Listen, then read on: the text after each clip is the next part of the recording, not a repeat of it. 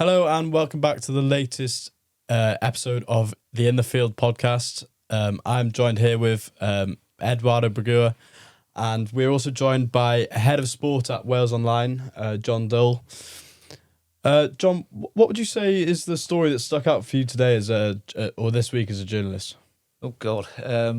Well, Six Nations for us obviously has been the big thing this month. That's been a long, arduous thing to cover over the last few years, really, Welsh rugby wise. But all finishes tomorrow, Super Saturday, and that's our big focus is on that Wales-Italy game, particularly after those two performances that we've seen against Scotland and Ireland recently. A lot of people hoping that tomorrow is the one where we actually get that win. So been a lot of build up to that team announcement yesterday, which is always a big thing for us to cover. Lots of people really interested in that today. We got one of our reporters will be over at the captain's run today, where both teams sort of do go through their run throughs for the final time. Then it's all about tomorrow and throwing everything at that. Yeah, Jon, what's been the sort of planning like for the Six Nations, sort of beforehand for the tournament, the sort of noise around Wales and the struggles that they may face, and then sort of week by week, what kind of does that look like for Wales Online in terms of the planning for the week ahead, if that makes sense? Yeah, I mean, logistically, you've got obviously there's only been two trips this year, so we've got to try, arrange for our reporters to get out to the games. England's not really an issue, obviously, but so one of our guys was out in Dublin last week, so obviously there's the the logistical side around that, and I suppose it's really just looking at the kind of issues from the team and how we're going to approach it. We never really go into it with any agendas or anything like that at all, and that sort of changes week to week. It's just kind of about reacting to the game on the weekend, what the narratives are, what the stories are, what is it that people are talking about. Really, that guides us a lot. After the games, if there's big controversial moments, as there was in the Scotland game, there was quite a few little incidents, referee calls that were a bit dodgy. You had that Darcy Graham try when Wales switched off. That was a big talking point, and that kind of drives the early part of our week. Is really the kind of reaction to that, and then you kind of get in as the week goes on to the team announcements, looking at the game ahead. What should they do selection wise? That's always a big talking point that lots of people are talking about down the pub. So we'll do lots of content around that. We'll get our writers' jobs will be to do opinion pieces on the changes they would make, and then our aim, it annoys the Welsh Rugby Union, but our aim before the team is announced officially on the Thursday is to try and get the team through our contacts beforehand, basically. And break that story. We don't do it till the kind of Wednesday evening, the night before, if we get it. Because again, we don't want to give the opposition, a huge advantage. But the players tend to be told it a good couple of days or so before. So we'll try and speak to different contacts, sort of in and around the team. And that's kind of one of our most well-read stories every week. Is that kind of Wednesday night? Here's the team you can expect tomorrow. Yeah, and you came into the university at the start of the year to talk about sort of the analytics now behind Wales Online and how that's changing. How have you found that sort of adjusting your weekly stories around that and seeing what gets more views rather than the old sort of style of kind of picking up a story, whatever comes around, whereas now focusing on what the analytics tell you and what gets more views? Yeah, I think it's good. I mean, we've been doing it for a number of years. No, for as long as I can remember, really. But it's a big change from, say, when I first started, and when maybe all the journalists will recall. Obviously, when you had largely your kind of instincts to rely on. Yes, there would be circulation, people buying newspapers, and you'd have figures for how many people were buying a paper on a given day, but you never really know how many people were buying it for the crossword or buying it for the sport, the rugby, the football, or the news, the court, etc. These days it's a very specific thing.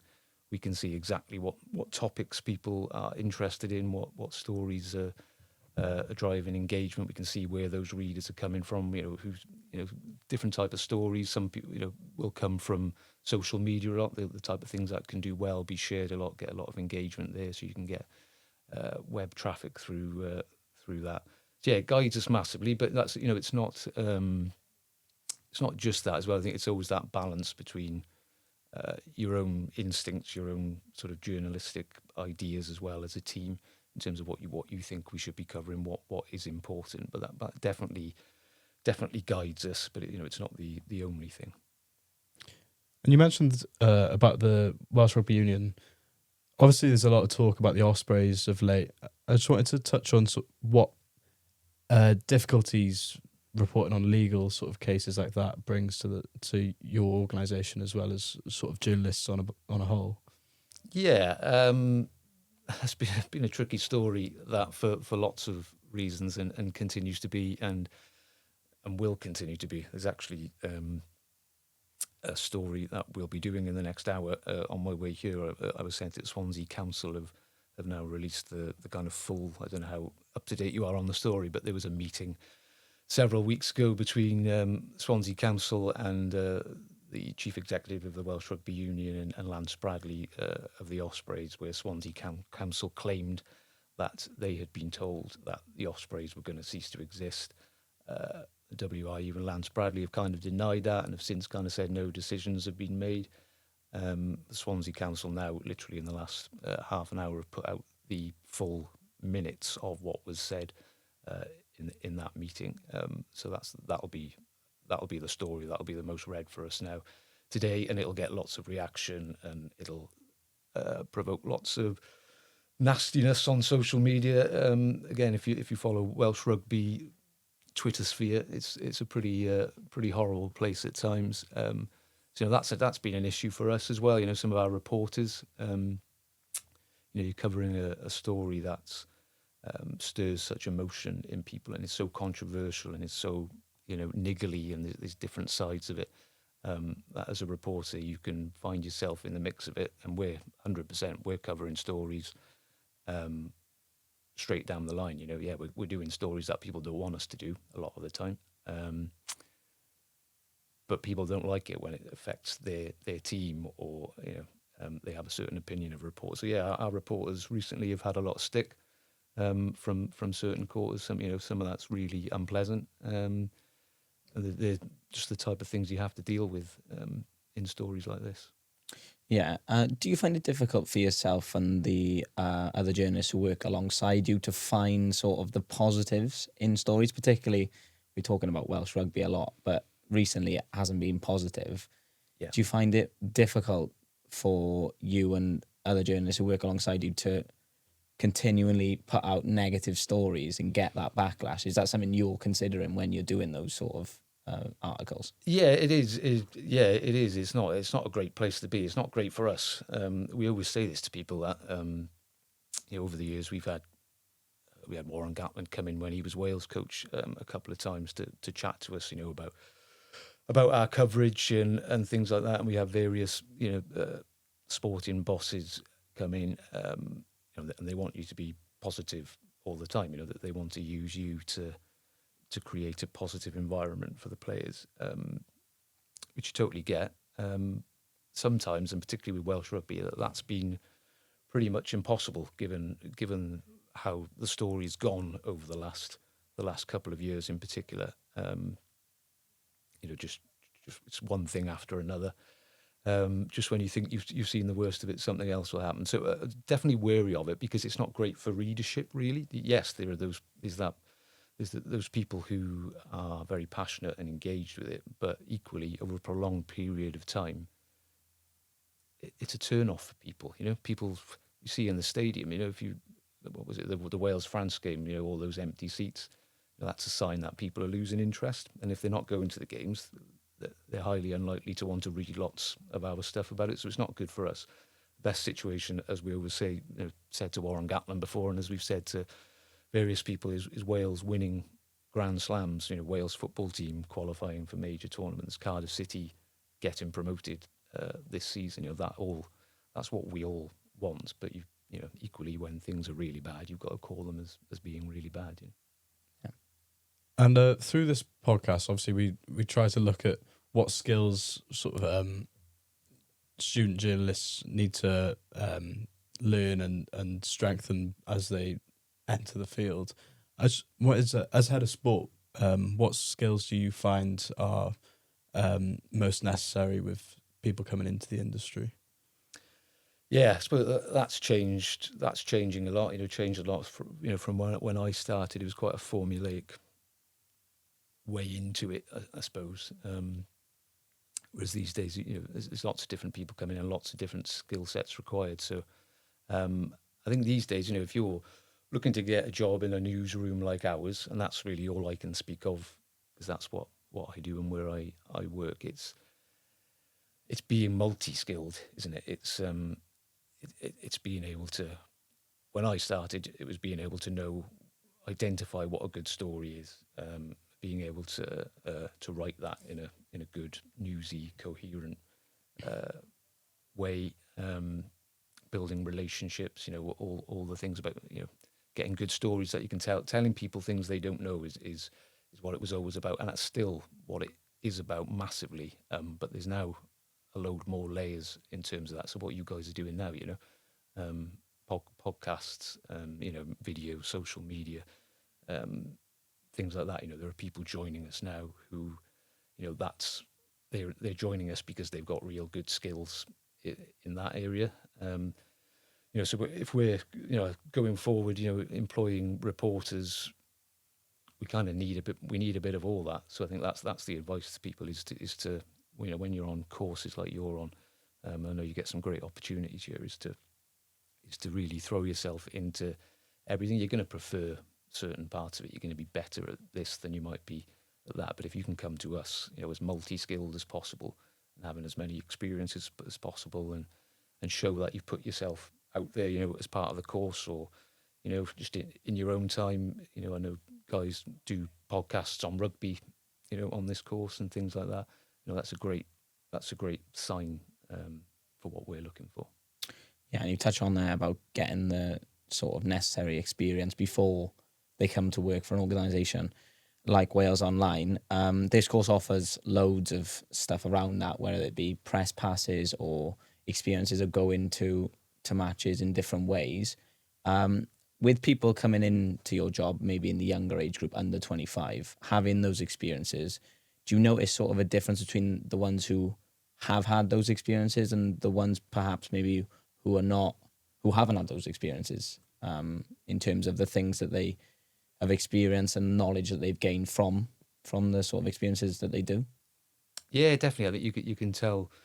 You can tell when people have, like you say, have been out to games and have had those experiences and have met people and just got that idea of how it actually works. And you can tell the people who read stuff as well, who read the media. I always think that's really important. We've had some people come and do work experience from various parts of the world come to us, and you can tell they know nothing about what we're about or what Welsh sport is about. They've never really done anything. They've just sort of had an idea they'd like to be a journalist, like to be a sports journalist. But then, we've had plenty of other people, some of your guys come in and I kind of know about them beforehand because I've seen them on social media for a start. I've seen them at games. Somebody's mentioned them. Oh yeah, this lad was at this game. I've seen them shouting about the experiences they're getting, and people notice that. You do notice that.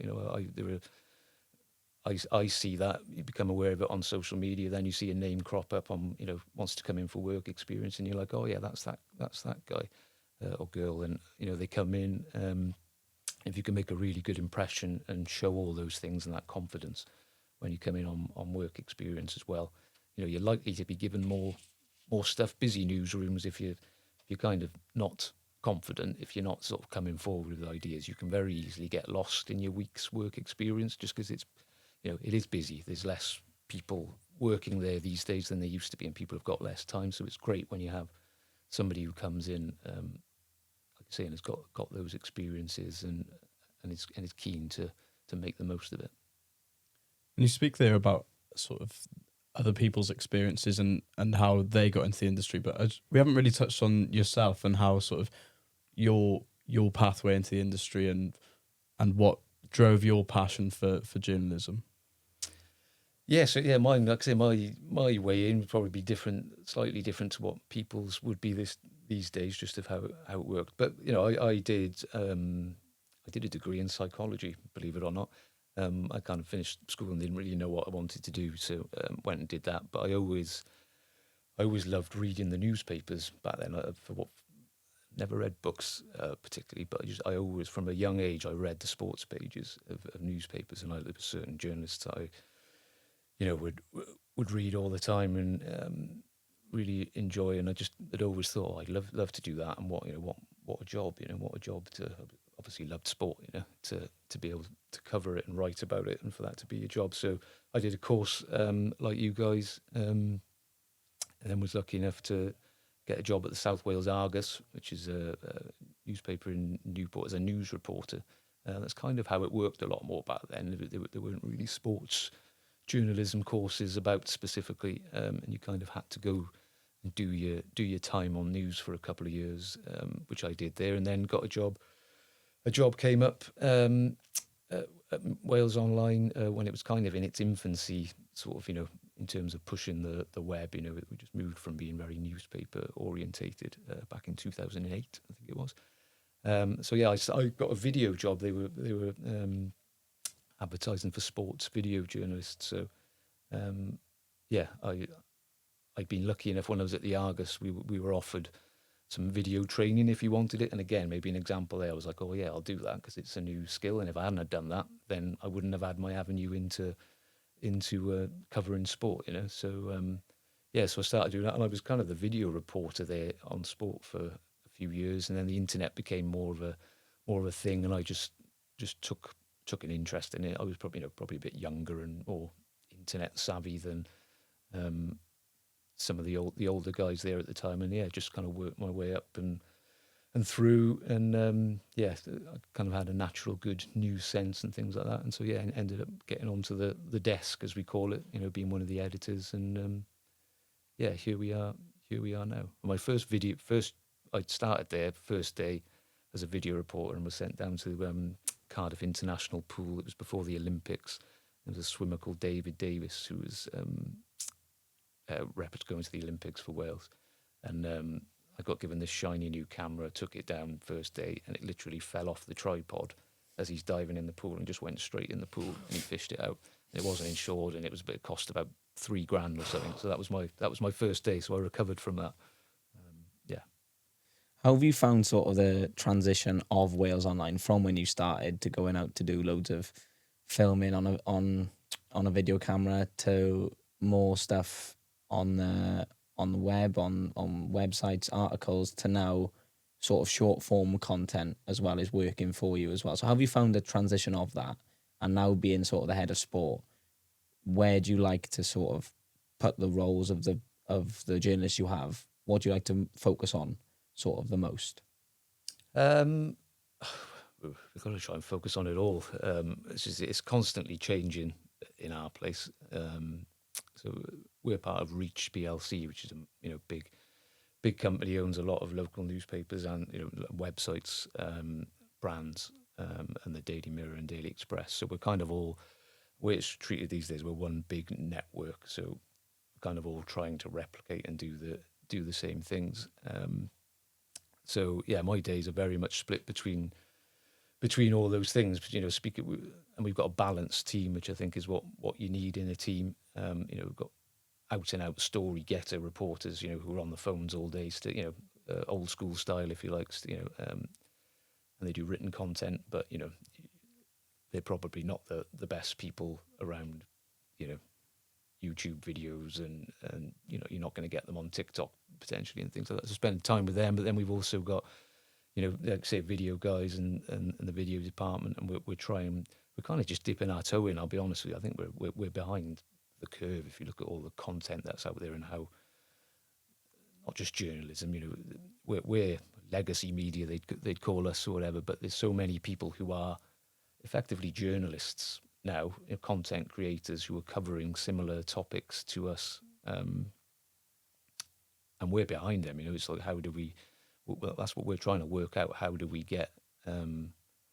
what do we look like in the space of TikTok and short form video and things like that going forward? How do we get our brands to be, a part of that where younger audiences are, how they're consuming their news and content, how they live their lives, So it's an ever changing thing. It changes every couple of years. Like it feels like you're always trying to catch up a bit, to be honest with you. You're always trying to you've got to be adaptable. That's a really key thing. So I think even if you were to come and get a job with us now, probably within a few years, the exact makeup of what you do on a day-to-day basis in that job will change, just because media is just changing constantly, isn't it? So yeah, we're trying to work it out and adapt on a daily basis, really, probably. Yeah, and sort of in the next 5 years, where do you see the future of Wales Online going in terms of, again, I'm going to ask you about focusing on the content. Obviously, you've got to try and do it all, but in 5 years' time, that might look a lot different to what it does now and where you're going to get your views from. So where does the future sort of lie for Wales Online, do you think? Yeah, so I think, 5 years is a long time. There's different things we're looking at the minute. So we've just launched what we call premium. So we've just launched the first kind of subscription service we've ever had. It's been done across all of Reach titles, and so that's been successful. And we've been doing it a month or two now. So I think that's one part of it, is trying to just grow that, just proper loyal audience, people who are engaged with us, who are prepared to pay for the content we do because they like it, they see it as important. And certain things we cover, particularly I think rugby, Cardiff City, from a sport perspective, but a lot of investigative stuff outside of that. They see value in that, so I think that's going to be a big focus for us over the next few years. That's one kind of revenue stream. But then I think the other is video. We're miles behind on video. Hopefully my bosses won't see this, but yeah, like I say, we're just behind on it. We're playing catch up in terms of how do we get a real foothold on the social video scene? How do we tackle things like TikTok? What does Wales Online look like in the coming years on TikTok? How can we be relevant to young people? How can we compete, I suppose, with people who make a living out of all these things? And how can we resource it properly? There's loads of, like I say, there's just so much content out there these days, which is all part of the mix that we're a part of. That we've got to get better at that and work that out. But I think